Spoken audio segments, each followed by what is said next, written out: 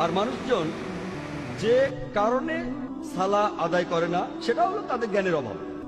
পবিত্র কোরআন বলছে সূরা ইমরানের ১২৫ নম্বর আয়াতে উল্লেখ করা হয়েছে, কুল্লু নাফসিন যায়কাতুল মাউত, প্রত্যেক জীবকে মৃত্যু স্বাদ গ্রহণ করতে হবে এবং কিয়ামতের দিন তোমাদেরকে তোমাদের কর্মফল পূর্ণ মাত্রায় দেওয়া হবে এবং যাকে দোজখের আগুন থেকে দূরে রাখা হবে আর যাকে জান্নাতে দাখিল করা হবে সেই হবে এই দুনিয়ার উদ্দেশ্য পূরণে সফলকাম।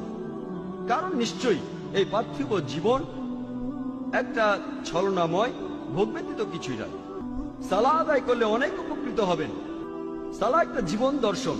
সালাহ আপনার আত্মিক অবস্থানকে উন্নত করবে, পাশাপাশি শারীরিকভাবে উপকৃত হবেন। সালাহ আপনার বিশ্বাসকে বাড়িয়ে দেয়, আপনার বিশ্বাসকে শক্তিশালী করে।